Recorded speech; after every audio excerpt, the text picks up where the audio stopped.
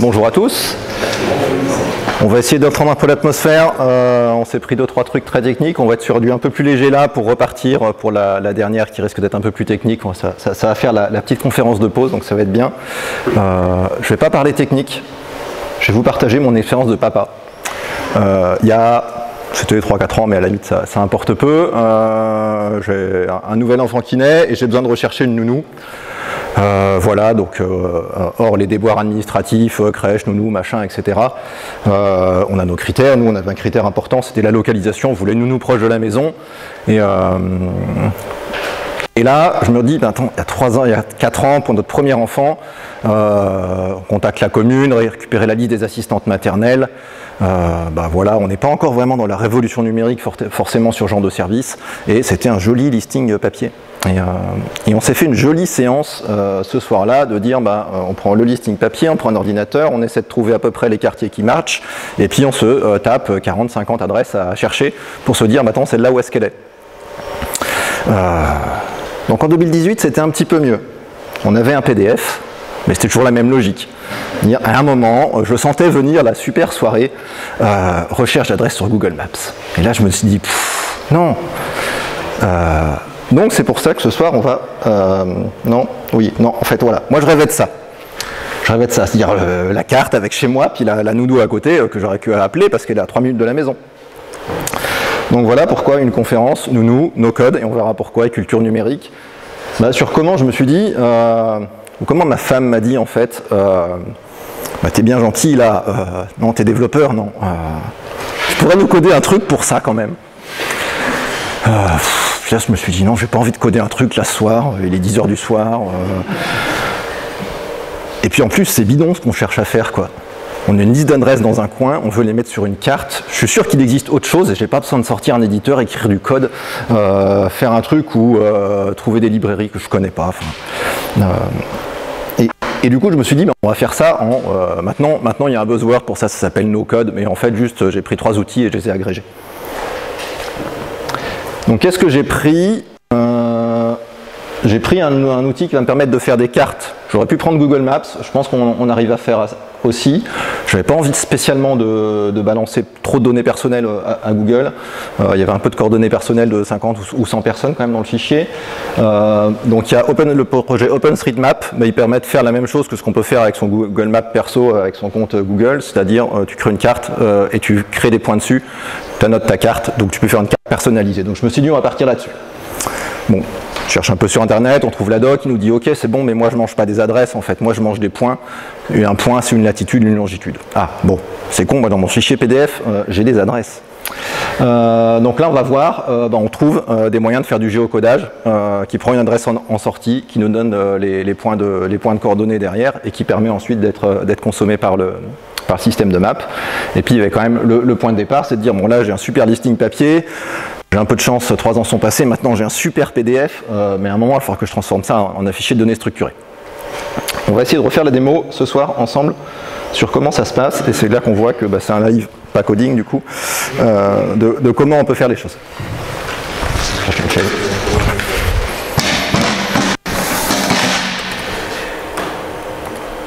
Voilà, donc on part d'un matériel de départ qui est un fichier PDF. C'est pas trop dégueulasse, on voit qu'on a à peu près des colonnes titrées, on a des lignes, on a des trucs un peu parasites au milieu, on verra si ça nous embête ou pas. Et là la question c'est finalement avec quoi je vais convertir ça. Il y a 4 ans, la bonne idée que j'ai eue pour préparer cette conf, je ne l'ai pas eue, donc j'ai fait un truc très sale, c'est-à-dire que j'ai cherché sur Google conversion PDF vers CSV, j'ai pris le premier service en ligne qui proposait ça, et j'ai balancé ce fichier là-dedans. Ça, faut pas faire, parce que du coup, je sais pas ce qu'ils ont fait des données des gens d'autres. Mais du coup, là, on va faire mieux, on va faire un peu plus propre. Hop, on va utiliser un fantastique outil de gestion de données que vous adorez tous, qui s'appelle Excel, qui permet, finalement, son job, c'est de manipuler de la donnée, Excel. Et ce qui est bien, c'est que pour un logiciel qui manipule de la donnée, finalement, il a pas mal de sources de données en entrée. Et ce qui est cool, c'est qu'il y a le PDF. Donc on va essayer de voir ce qu'on peut en faire. Donc est-ce qu'il va être capable de m'ouvrir mon PDF?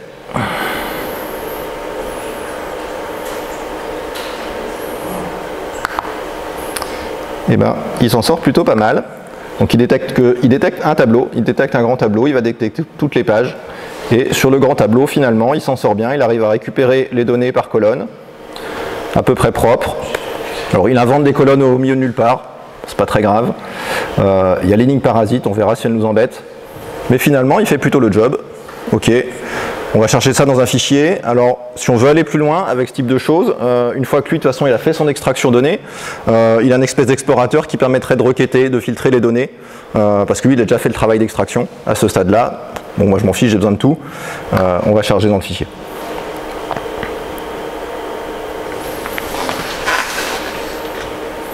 Donc voilà, là, j'ai dans Excel un fichier. Donc je vais le sauvegarder en CSV. Et on voit qu'effectivement, moi ce qui va m'intéresser, mon matériel, c'est d'avoir un petit peu les coordonnées des nounous que je vais chercher, et surtout pour l'étape suivante, d'avoir une adresse. Alors j'ai des adresses qui sont plutôt propres sur une seule colonne. Je vois que si je voulais, mais je ne vais pas prendre le temps là de nettoyer tout le fichier, il y aurait peut-être quelques lignes sur lesquelles il faudrait faire un peu de pré-traitement, un peu de nettoyage de données, parce qu'il les a mis sur 2 colonnes, donc il faudrait bidouiller un peu. Ou pas juste prendre 2 colonnes dans l'extraction, parce que là il y a un truc qui n'est pas du tout un bout d'adresse, donc voilà. Donc ça, de toute façon, dès qu'on traite de la donnée, il y a toujours cette notion de nettoyage à prendre en compte, mais là c'est plutôt pas mal. Donc maintenant on va essayer d'exploiter ça pour en faire des adresses géocodées et avoir du matériel à mettre sur une carte. Alors pour ça, et là quand même, je suis parti dans l'éthique un petit peu plus que mon premier essai de conversion. Les gens de chez Etalab qui font data.gouv.fr, tout ce qui est open data sur le gouvernement, en fait ils ont un service qui est plutôt bien. Ils ont une API de géocodage qu'on peut utiliser de manière avec un script, mais il y a aussi une petite interface en ligne qui permet de venir poser un fichier et puis d'essayer de le géocoder. Donc on va essayer de le faire. Ça marche une fois sur 2 leur truc, malheureusement. Mais je l'ai préparé, donc j'ai un backup. Voilà, donc lui, il détecte assez facilement. Alors je viens de découvrir là, en faisant la manip hors réseau, en préparant, que ça c'est fait en front en fait. L'exploitation du CSV, il se le fait tranquille en JavaScript. Mais ça, c'est pas le point qui nous intéresse le plus. C'est que là, voilà, lui aussi, il décode les données, il voit les colonnes.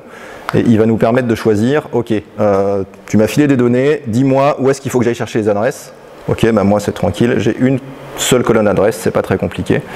Et là on va essayer de lancer le géocodage. Et ça a marché. Alors une fois sur 2 sur leur site, ils ont un problème de cross-domain avec leur API et leur front. Mais là ça marche, et quand tu essayes de le bypasser, des fois tu as un problème de trafic trop important. Mais voilà, on récupère notre liste. Voilà. Donc là, il m'a foutu un bordel pas possible, il m'a fait un encodage dégueulasse sur mes noms de colonnes, mais ça c'est peut-être Excel qui est très con pour détecter les encodages. Et ce qu'on voit par contre, c'est qu'il nous a pris nos colonnes existantes, il en a rajouté toute une pile. Donc qu'est-ce qu'il nous rajoute? Il nous rajoute la latitude, la longitude, donc ça c'est cool, en fait moi c'est la donnée dont j'ai besoin. Dans UMaps, je ne vais pas avoir besoin d'autre chose. Et puis par contre lui, dans le géocoding d'adresse, du coup il a décomposé l'adresse, avec toute la normalisation qu'on trouve sur une adresse, donc réellement l'adresse. Alors ce qui est intéressant, c'est que lui, il va calculer un score aussi. J'ai trouvé cette adresse-là, mais je suis plus ou moins confiant. Voilà, il y en a, c'est pas fou, et on est à 0,6, celle-là. Et puis après, il va dire, voilà, lui il arrive à décomposer le nom, le numéro de la rue, le code postal, à peu près le département, le code INSEE de la commune qui n'a rien à voir avec le code postal, même si ça ressemble, etc. Donc je pourrais nettoyer ces codes-là qui ne m'intéressent pas, je les laisse, on verra ce que ça donne dans l'import. Et là, à ce moment-là, on peut venir sur UMap. Alors, voilà, sur UMap, c'est très simple, il n'y a pas besoin de compte, il n'y a rien. Je vais pouvoir me créer une carte. Donc j'arrive quelque part en Europe, et puis j'ai un petit menu qui va me permettre d'importer des données. Donc choisir le format des données, je ne sais même pas si j'ai besoin de le choisir ou s'il y a un minimum malin. Je récupère ma liste, il détecte tout seul comme un grand que c'est du CSV. Et c'est là que si ça se passe bien, ça se passe bien, j'ai 20 erreurs. Mais si je zoome un petit peu, c'est plutôt bien. Alors moi je ne suis pas dans le Sud Drôme, désolé, on va remonter un peu. Col de Rousset, on approche, et on approche de Roman. Voilà, et il m'a quand même importé tous mes points. Donc là, effectivement, j'ai retrouvé tous mes points.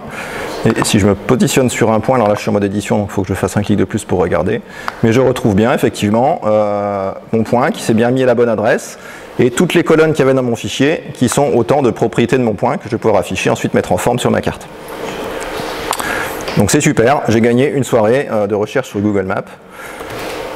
Mission accomplie. J'ai trouvé une nounou.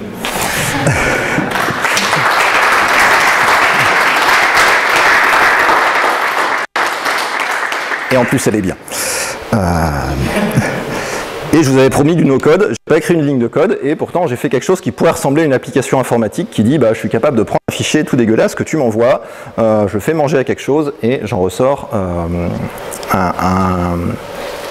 un outil utilisable pour répondre à mon besoin qui était de dire bah, je veux localiser facilement 400 personnes autour de ma maison pour les appeler parce que en fait j'ai pas envie de passer longtemps à découvrir ou que ce soit compliqué à chercher où est telle personne parce que moi j'ai un critère important de localisation. Et ce qui est intéressant finalement c'est que bah, voilà, en soi on a l'impression que c'est tout simple. J'ai utilisé un logiciel de bureautique qu'à peu près tout le monde a sur son PC. J'ai utilisé 2 services en ligne qui n'ont pas l'air compliqués à utiliser, 4 clics et demi. Mais en vrai, est-ce que ton voisin, il arrive à faire ça?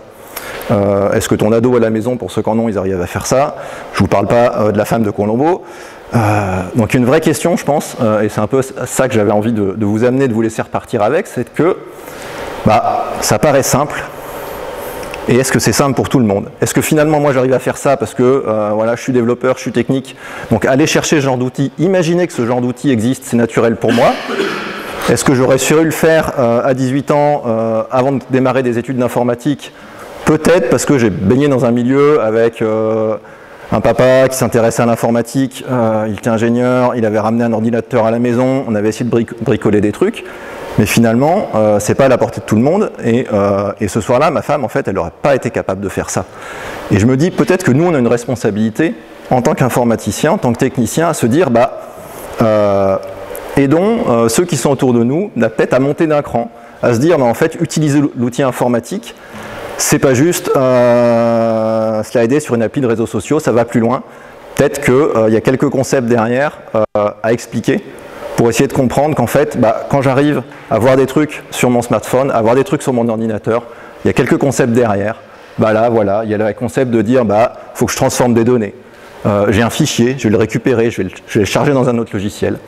Bah, tout ça, on a peut-être une responsabilité à le transmettre et à ce que les gens ils soient bah, plus autonomes avec l'outil numérique, qu'ils soient capables eux aussi d'aller vers ça. Et puis peut-être d'y aller d'une manière un peu éthique, on va dire. Voilà. Clairement, j'avais essayé, quand j'avais fait ça, de me dire, bah, attends, je ne vais pas le prendre sur Google Maps parce que je ne sais pas ce qu'ils font des données, donc j'avais essayé de chercher ça. Quand j'avais cherché le géocoding, alors j'étais assez rapidement tombé sur le truc GetaLab, mais je me suis dit, c'est pareil, tu envoies des adresses, tu envoies des points, qu'est-ce que les données sont faites? Là, j'étais très content de me dire, bah, attends, en fait, plutôt que de trouver envoyer les données sur n'importe quel fichier de conversion, je vais les envoyer, je vais les prendre dans Excel qui va faire ça. J'espère local, j'ai pas été regarder comment ils le faisaient, mais normalement je pense que c'est en local. Donc voilà, la culture numérique finalement, bah, diffusons-la autour de nous.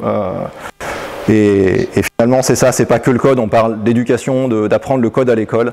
Bah, peut-être qu'avant d'apprendre du code, il faut peut-être juste transmettre des concepts. Merci à tous.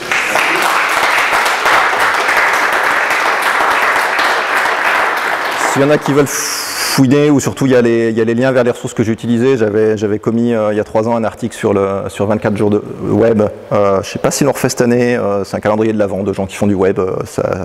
Ça vivote, mais ça se fait de temps en temps.